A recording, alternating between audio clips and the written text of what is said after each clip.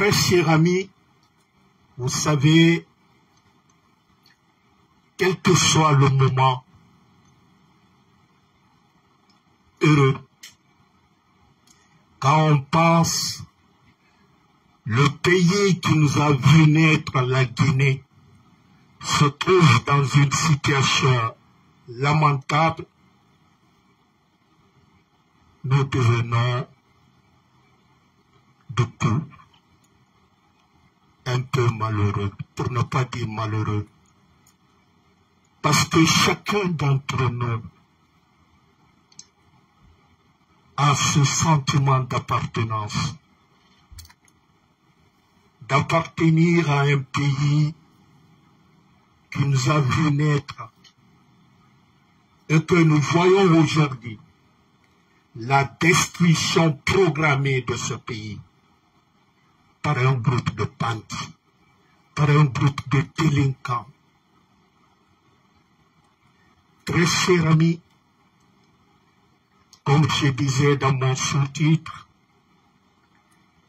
la Guinée est au tournant de son histoire. Ceux qui disaient hier qu'ils étaient contre le troisième mandat du professeur Alpha Condé, aujourd'hui c'est les mêmes qui nous disent qu'ils sont pour un mandat illimité de 7 ans renouvelable. C'est ce que, clandestinement, que Dansa Kourouma et ses amis ont introduit dans ce qu'ils appellent constitution. Parce que pour moi, ce n'est pas une constitution ce que Dansa a écrit, mais c'est un arrangement textuel à la mesure du bourreau. Une constitution doit, comme ils le disaient dans leur slogan, rassembler et ressembler au peuple. La constitution partout au monde est le fruit de consultation populaire. Une constitution, c'est le contrat social entre le peuple et ses gouvernants. C'est la loi fondamentale d'un pays qui définit l'organisation et le fonctionnement du pays. On ne doit pas faire une constitution sur mesure. Ce n'est pas bon. Parce que, excusez-moi, je vais fixer mon micro comme ça. Parce que si on fait une constitution à la mesure de l'imposteur, ce n'est plus une constitution, c'est un arrangement textuel qu'on fait à la mesure d'un homme et d'un homme qui ne mérite pas ce qu'il a. Comment peut-on comprendre que la soi-disant première raison que Mamadi a donnée et ses supporters ont dit qu'ils ont fait le coup d'État Alpha Condé contre le troisième mandat? Maintenant, on écrit dans la Constitution qu'il n'y a plus question de limitation de mandat, c'est-à-dire du troisième mandat. Nous passons maintenant à un mandat illimité de 7 ans renouvelable. Donc, on tombe de ce qu'on a connu en Guinée dans les années 2000, si je me rappelle bien, le coup d'Aïs. Vous savez, au moment du coup d'Aïs, c'est ça qu'on a dit. Et puis, c'est du copie conforme. Hein? Parce qu'à cette époque aussi, c'était 7 ans illimités. Quand je vous dis, vous savez, il y a des moments dans la vie d'un homme et d'une nation où l'histoire s'accélère, où les décisions prises par certains aujourd'hui au nom du peuple, détermine le destin de tous. C'est pourquoi, très chers compatriotes, peut-on rester sans agir de ce que Mamadi et Dansa Kourouma veulent nous imposer? C'est-à-dire, on ne parlera plus d'élection ou de démocratie en Guinée. Il y a quelqu'un qui a des armes, qui est venu braquer notre nation. Mamadi est en train de tuer la Guinée au vu et au su de tous. Ce n'est pas le silence et la passivité qui va mettre frein à Mamadi. On rentre dans, c'est-à-dire au-delà même de la présidence à vie, mais la destruction de notre nation. Et bon sang de bon Dieu. Qui peut dire aujourd'hui que la Guinée va bien? Pensez-vous que cela peut changer du jour au lendemain? Demain, ça serait encore pire. Cette brutalité sauvage, l'intimidation, l'humiliation, ça n'épargnera personne. Personne ne va échapper à cette machine destructrice de Mamadi. Très cher ami, j'ai mal. J'ai mal comme tant de millions de Guinéens assis impuissamment, regarder la destruction de la terre de nos ancêtres. J'ai mal, comme le disait le poète Camus. Il disait que chaque génération sur cette terre a un rôle à jouer. Soit tu accomplis ta mission, ou tu l'as trahi. Et de nôtre.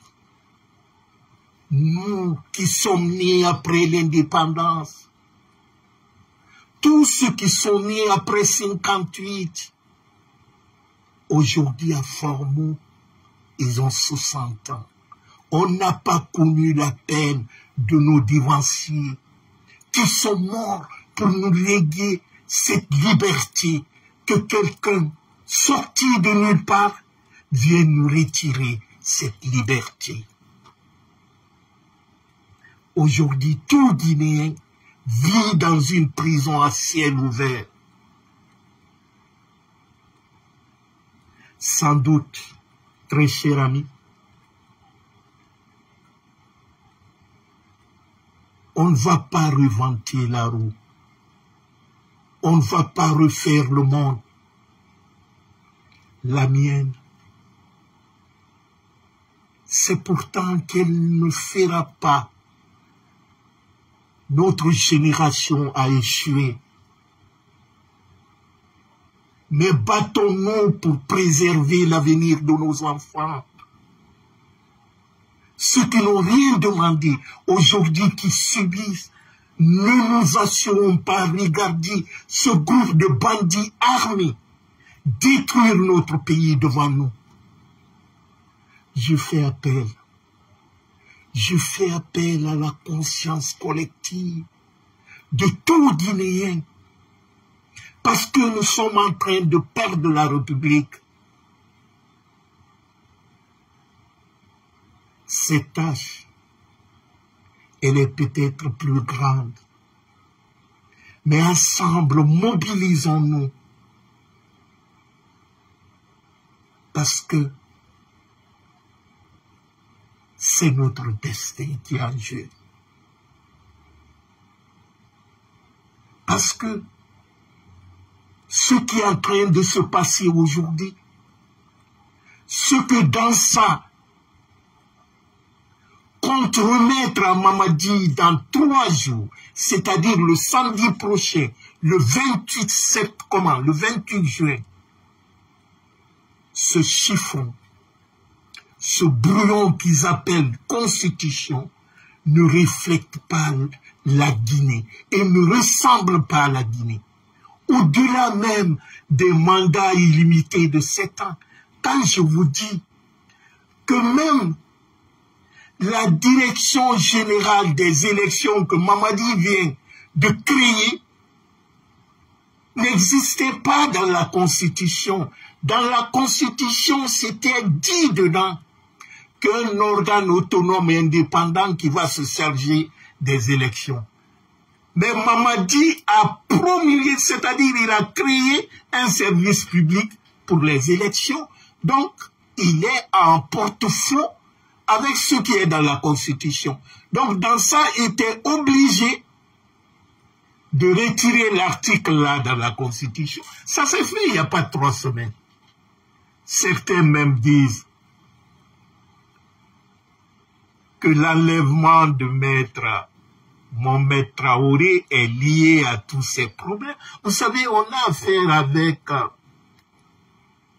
un groupe de délinquants en forme de cartels, les cartels de drogue, la mafia. Vous savez, c'est l'association militaro-politico-affairiste. Chacun cherche son intérêt dedans.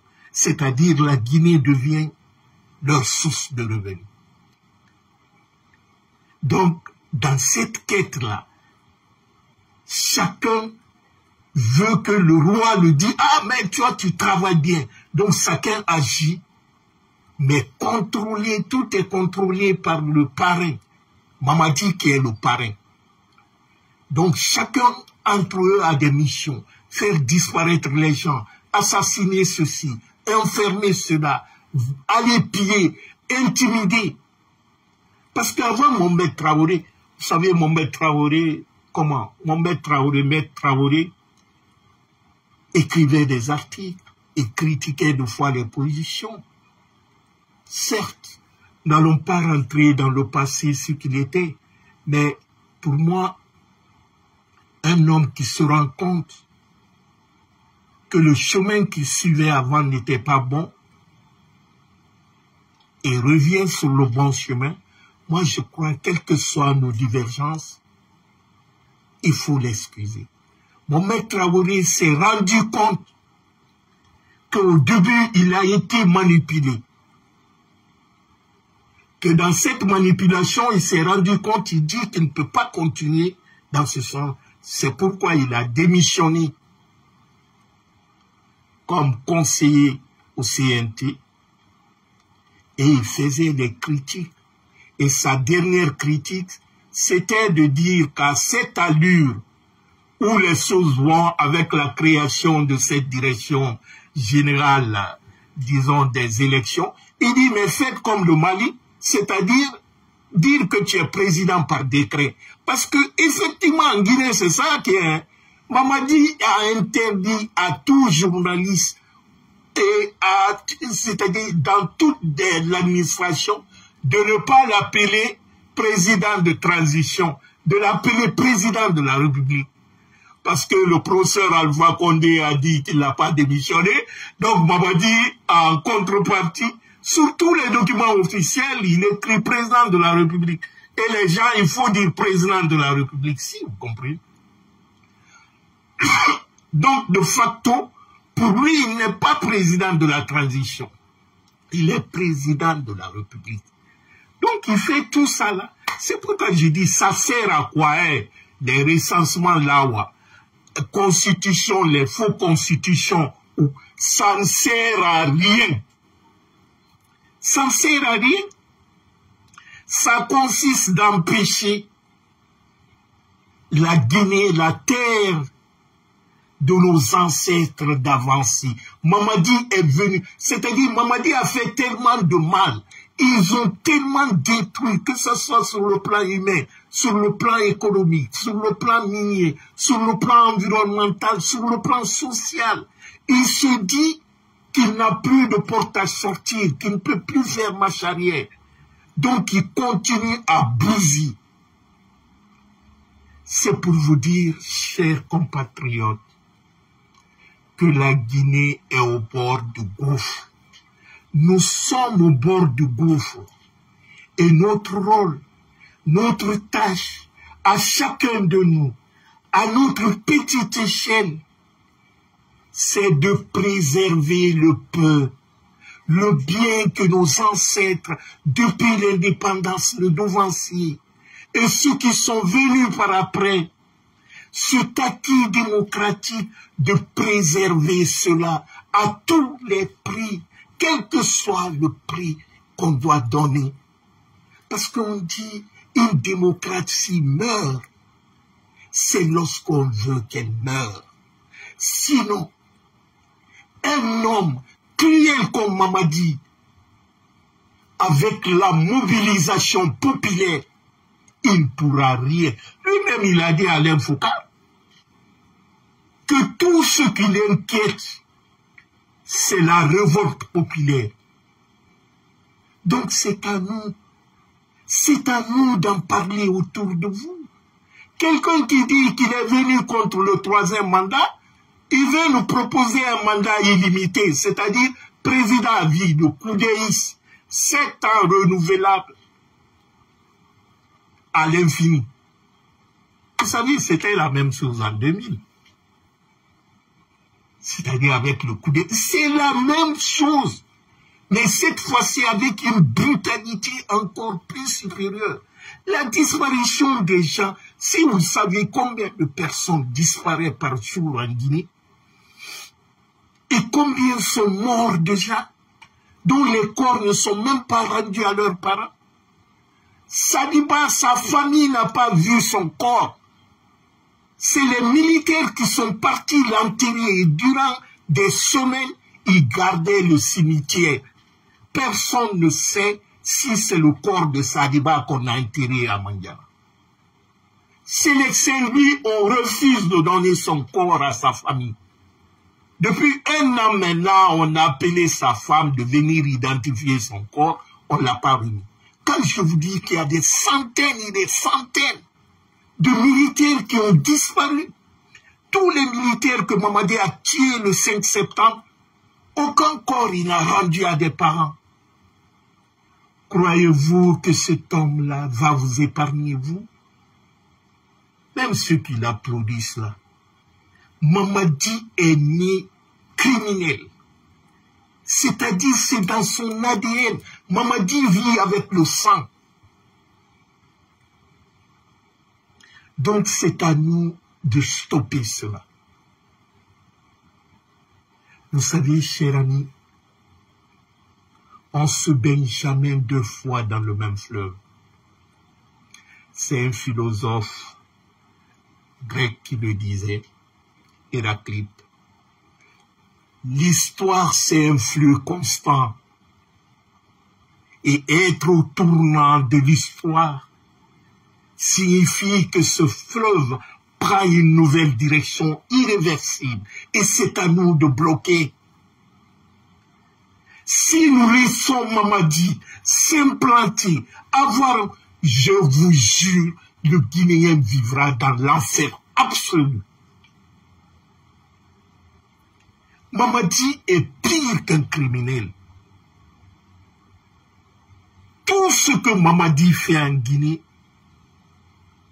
c'est la photocopie, copie conforme de ce que Paul Kagame fait au Rwanda. Je prie d'ailleurs pour lui qu'il retrouve sa santé. Mais actuellement, Paul Kagame est en difficulté. Au-delà de sa santé personnelle, il a des problèmes diplomatiques. C'est, vous savez, les États-Unis et d'autres pays européens, à cause de l'envahissement M23 qu'il soutient au Congo, République démocratique du Congo, là, il est bloqué partout. Donc, Paul Kagame a des sérieux problèmes. Non seulement il n'est pas en bonne santé, mais aussi il y a cette pression diplomatique qui est dessus. Parce que le Rwanda, l'économie rwandaise, Paul Kagame, il va piller les matières premières du Congo pour venir revendre ça chez lui. C'est un receleur. Donc, la fin de cela qui approche, Il est tombé malade, il a piqué, il semblerait une crise cardiaque, mais bon. Il y a beaucoup de spéculations, mais quel que soit son état, nous prions qu'il retrouve son état, quelle que soit la personne. Il ne faut pas souhaiter à un être humain la mort, parce que nous allons tous mourir un jour. Quand quelqu'un est dans les difficultés comme ça, si tu ne peux pas le souhaiter, bonne guérison, mieux vaut se taire. Donc Mamadi, comme un de ses parents est malade, il se rapproche de Alassane Ouattara en Côte d'Ivoire. À l'approche des... Parce que Mamadi veut s'imposer sur ce qu'on appelle recensement, élection et tout ça, c'est la merde. C'est la merde. Ça ne va rien nous apporter. Mamadi fait tout ça, lui, son vrai problème, qu'on le dit président, il s'en fout qu'il soit bien ou mal élu, ou qu'il... C'est ça que les Français l'ont dit. C'est-à-dire, il se déclare président, on va formaliser ça, dire qu'il est président démocratique. Vous verrez, on dirait qu'il est président démocratiquement élu, parce que si Mamadi organise les élections, quelqu'un qui a verrouillé tout le processus, c'est-à-dire du recensement jusqu'au dernier bureau de vote, c'est Mamadi qui contrôle tout. Comment voulez-vous qu'un arbitre et en même temps attaquant perd le match? Ce n'est pas possible. Mamadi ne va... C'est-à-dire Mamadi, ce que certaines personnes ont encore du mal à comprendre ou refusent de comprendre, c'est que le CNRD de Mamadi, ils ne sont pas venus pour diriger la Guinée. Mamadi et ses amis là, les gens ont mal interprété l'intention de Mamadi. C'est pourquoi certains sont dessus, ceux qui se disaient le 5 septembre, on l'a cru sur le discours et tout ça. Mais bon, il y a quoi pour eux. Mais Mamadi a braqué. Mamadi est venu pour braquer la Guinée et piller la Guinée. Mamadi, c'est un vendeur de drogue. Mamadi ne fait... C'est-à-dire, l'instinct dirigeant ou manager n'a rien à faire avec la personnalité de Mamadi. Mais le groupe de Mamadi, c'est les ravisseurs, c'est les terroristes, ce sont les braqueurs, les délinquants armés. Voilà, nous n'avons pas d'État. C'est pourquoi on s'en prend systématiquement à tous ceux qui leur dénoncent. Et les blogueurs qui sont à l'étranger. Les enlèvements là, ça n'a pas commencé par Mohamed Traoré. Siaka Bari a été enlevé, maltraité comme Mohamed Traoré, et on l'a dit de ne plus parler. Si vous remarquez, on avait dit ça sur les réseaux sociaux. Siaka a écrit un mot pour dire non, ce n'est pas vrai. Mais c'est vrai. Est-ce que vous avez remarqué, Siaka ne parle plus? Et Mohamed Traoré, c'est la même chose qu'ils l'ont fait. Avant Mohamed Traoré, il y avait Abdou Sakou, de la société civile.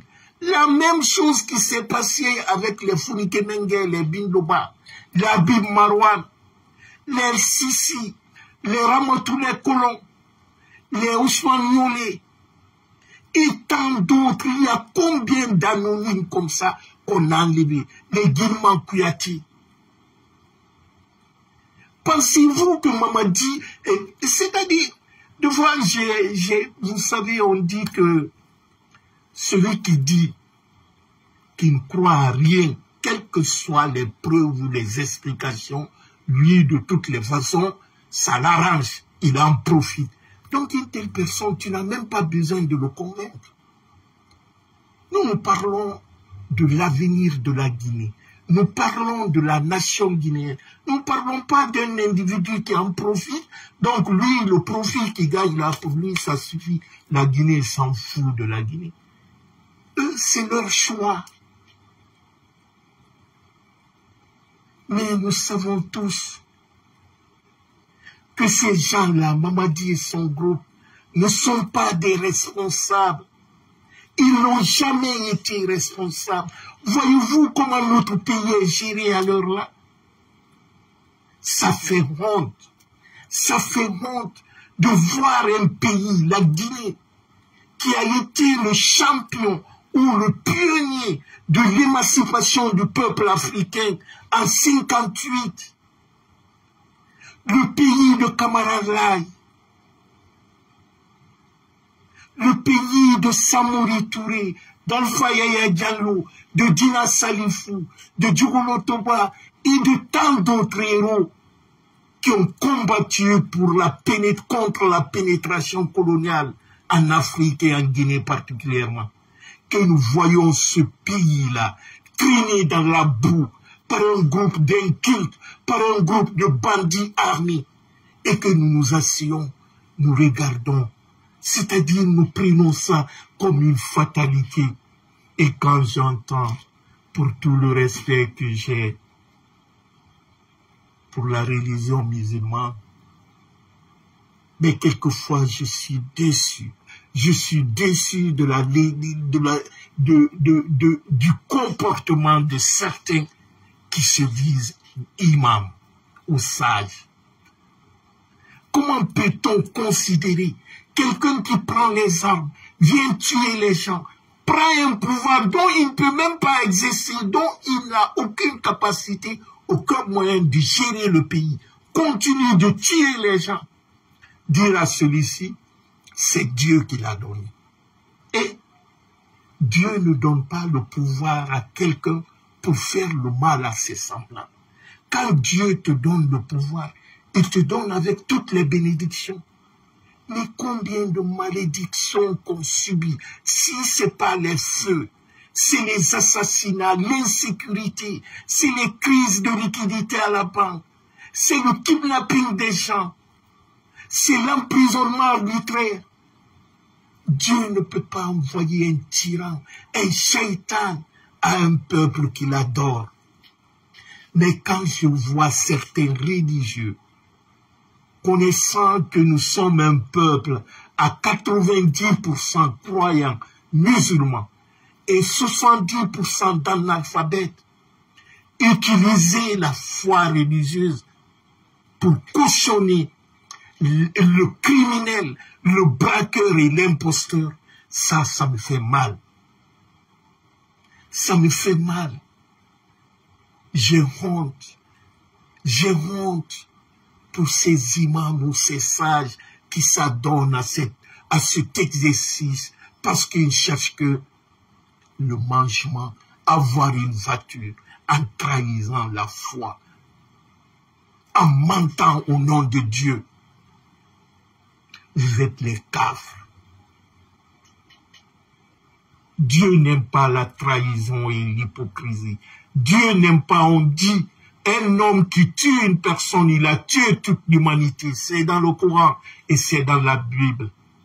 Quelqu'un qui tue à longueur de journée, qui fait disparaître les êtres, qui a tué des centaines et des centaines de personnes pour avoir ce pouvoir, vous dites que c'est Dieu qui l'a confié ce pouvoir. Vous êtes les shaitans. Tous ceux qui disent ça, c'est les mécréants. Parce que cela n'est pas la parole de Dieu. Dieu dit, la seule chose que je ne pardonnerai pas, c'est la trahison. Et Mamadi, c'est un traître. Celui qui l'a lavé, le donné à manger, l'habiller, c'est ce dernier qui l'a trahi. Alpha Condé, le jour du coup d'État, lorsque les hommes de Mamadi venaient à la présidence Sékou Touré, la première personne que Alpha Condé a appelée, c'était vers 3h30, 4h. C'est Mamadi. Il a dit, Mamadi, je ne comprends pas. Où est tes hommes? Venez, parce qu'il y a une attaque à la présidence. Mamadi, il a dit, j'arrive. Voyez-vous, cet homme qui dit qu'il a rencontré que 2 fois Alpha Condé. À chaque trimestre, Alpha Condé réunissait tous les grands officiers, ils discutaient. À la télé, nous-mêmes, on a vu Alpha Condé, ses photos avec les officiers supérieurs, là, dont Mamadi faisait partie. Et les forces spéciales étaient directement rattachées à la présidence. Ils prenaient toutes leurs instructions, c'est-à-dire, c'était le premier répondant de la présidence. Quand il y a un problème à la présidence, le premier corps qui intervient, c'est les forces spéciales. D'ailleurs, la majorité des membres, le premier groupe force spéciale original, qui était 400 éléments, la majorité, on a pris dans la garde présidentielle. C'est les jeunes de la garde présidentielle qui sont partis faire les stages en Angola et ailleurs. C'est-à-dire, Mamadi, quand je vous dis tous ces enfants-là qui étaient force spéciale originale, Mamadi, soit il leur a tués, ou leur envoyer dans les fronts, là, la frontière, l'éloigner de lui. De 400 personnes aujourd'hui, il y a 4000 personnes, force spéciale, uniquement pour garder Mamadi. Et ses parents et tout ça. Chers compatriotes, nous ne pouvons pas rester dans la passivité et dans la banalisation. Parce qu'aujourd'hui, tout est banalisé en Guinée. C'est-à-dire, pour nous, c'est comme si, quelque part, on a tous travaillé, quoi. Comme on dit en Guinée. Mais, quel que soit le marabout, quel que soit, ça ne peut pas jouer contre le peuple. On ne peut pas nier nos traditions. On peut travailler un individu, mais on ne peut pas travailler tout un peuple. La conscience collective n'est pas travaillable. C'est-à-dire, on ne peut pas travailler spirituellement autour de la conscience. C'est faux.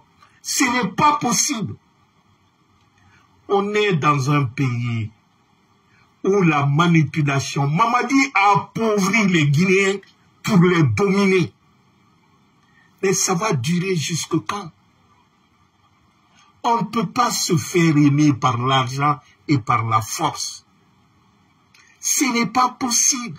La chose la plus limitée dans la vie, c'est la force physique. C'est par les actes qu'on se fait aimer par le peuple. C'est pas par la force. S'il faut intimider tout le monde, quiconque parle, tu viens, tu l'enlèves, tu le fais disparaître. Et qui a vu ça en Guinée? Donc Mamadi est venu réinventer. C'est pourquoi quand j'entends certains chanter, aucun Guinéen ne sera épargné par la barbarie de Mamadi. Tout ce que Mamadi, lui, l'intérêt, c'est ce qu'il retire de la Guinée. C'est-à-dire, c'est ce pillage du pays-là. Mamadi s'en fout des Guinéens. Il n'est pas venu pour la Guinée. Mamadi est venu pour lui et son cartel, son groupe là, de profitards là, des narcotrafiquants. Il est venu pour eux. Sinon, c'est triste. Quand un État devient même une source d'inquiétude dans son pays. Sinon, comment pensez-vous que quelqu'un à 3 heures du matin, on vient de s'enlever chez toi? Ceux qui t'ont enlevé, il y a des barrages partout, il paraît, à Conakry là-bas. Ils viennent, ils passent au barrage là. Mohamed Traoré, quand on l'a enlevé, on l'a mis les trucs sur sa tête et tout ça. Ceux qui l'ont enlevé, il y avait un qui avait un pantalon militaire et tout ça. Il y a des barrages de contrôle partout. Ils viennent, ils passent dans les barrages. Ils vont jusqu'à Koya, en allant vers Kindia, Bangouya là-bas. Ils le maltraitent là-bas, ils le jettent.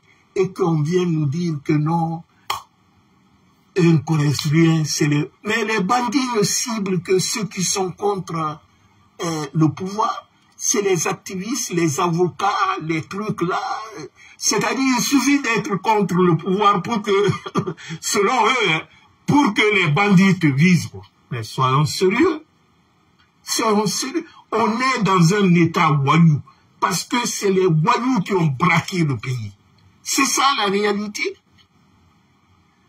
Donc, comme le CNRD, Mamadi et ses amis, ne s'impose aucune limite maintenant. C'est-à-dire, quand ils veulent t'assassiner, ils t'assassinent. Quand ils veulent te kidnapper, ils te kidnappent. Nous aussi, on a les lignes rouges. Quand ça dépasse ces lignes rouges-là, notre réaction, c'est quoi? C'est l'insurrection populaire. Notre réaction, c'est quoi?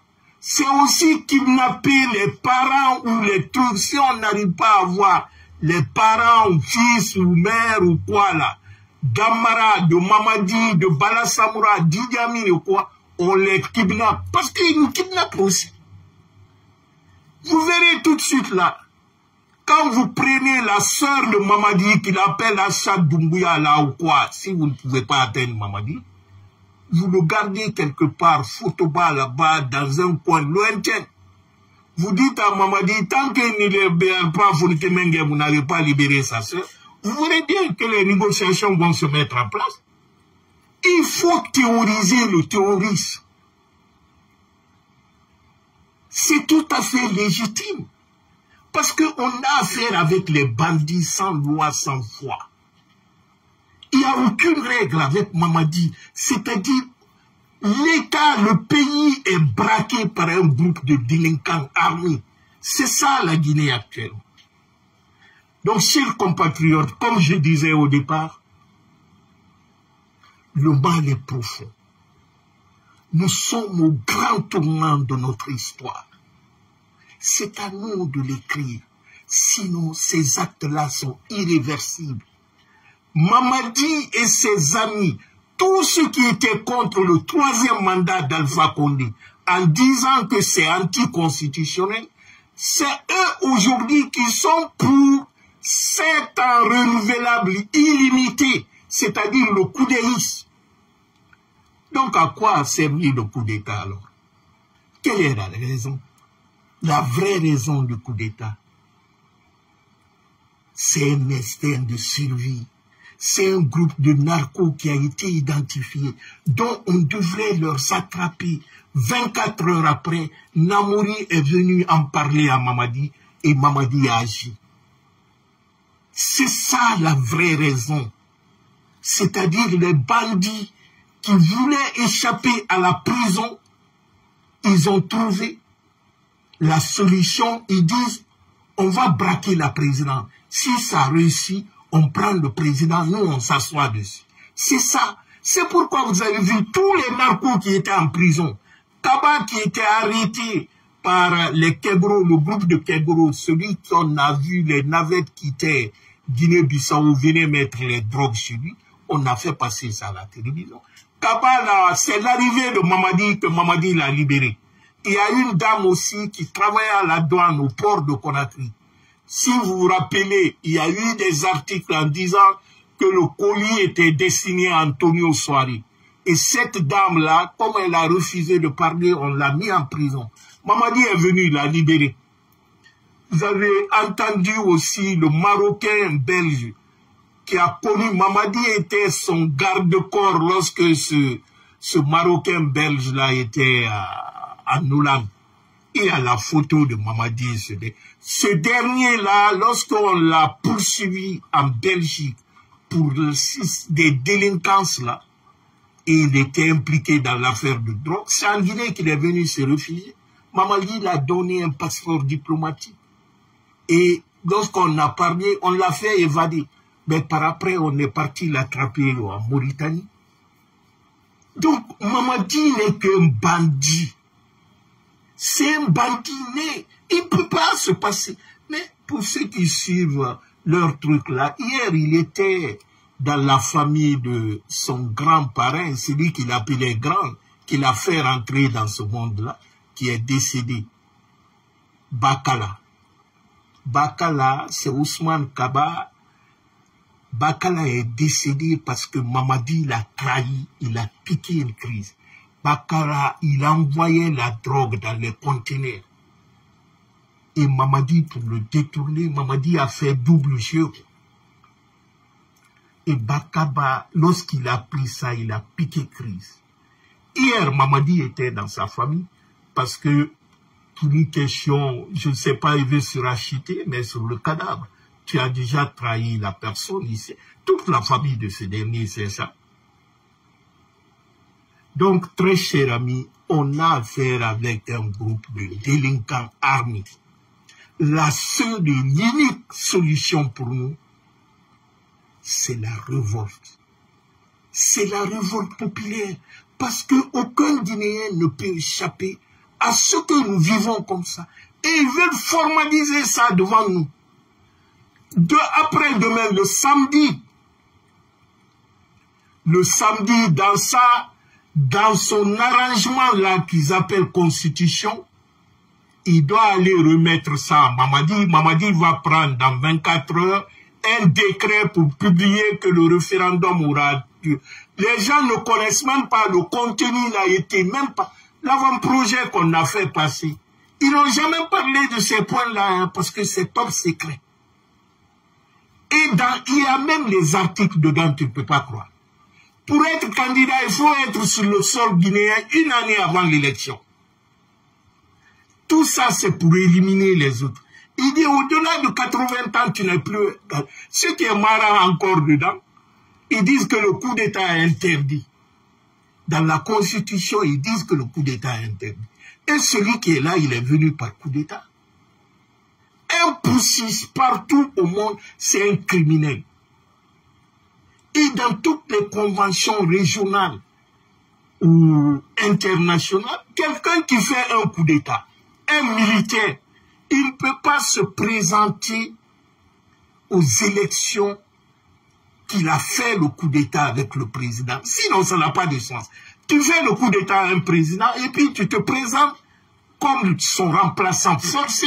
C'est toi qui vas être élu parce que tu es là, tu es venu par la force. Et tu es militaire, tu n'as même pas démissionné. C'est à quelques jours de l'élection, tu dis, bon, je démissionne. Et d'ailleurs, disons, c'est comme si, pour être maintenant président en Guinée, on n'a pas besoin des élections. Il faut avoir les armes. Il faut savoir tirer les armes pour être président. C'est ça que Mamadi envoie comme message. Je vous dis, Mamadi n'est pas bon pour la Guinée, ni aujourd'hui, ni demain. Chacun de nous, parce que certains, j'ai même pitié, certains qui se disent aujourd'hui, hey, je suis proche de Mamadi, je crois demain ils viendront pleurer devant nous tous. C'est clair. Où est Lom Bangoura? Où est Michel Lama? Où est Ali Kamara? Et tant d'autres que Mamadi n'est pas... Excusez-moi.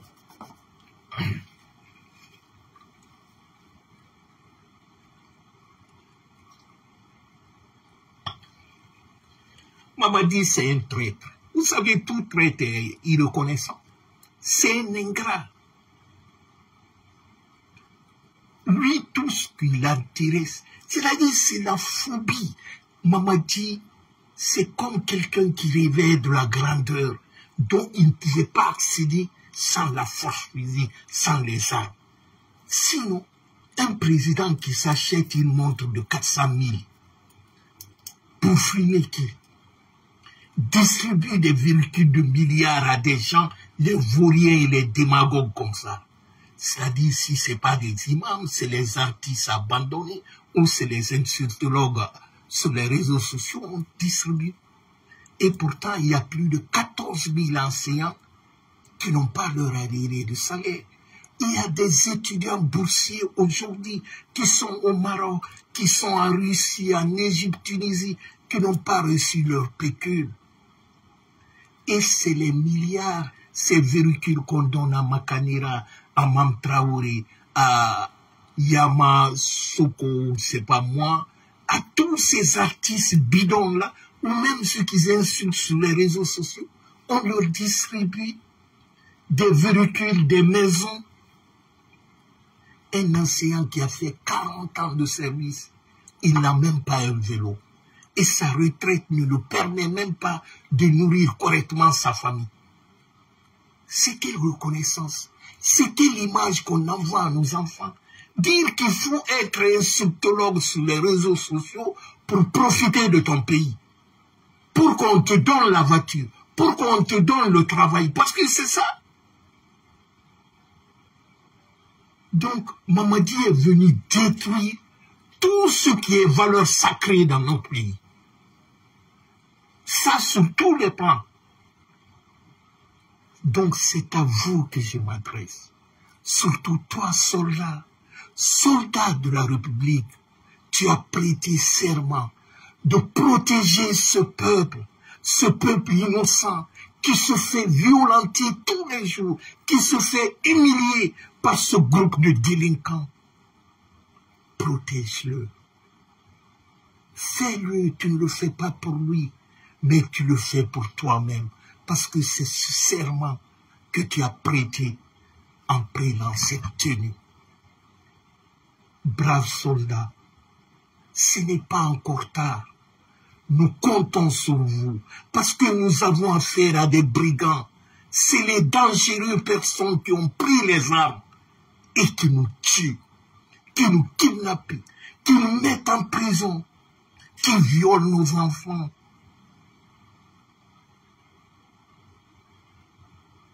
Fais-le.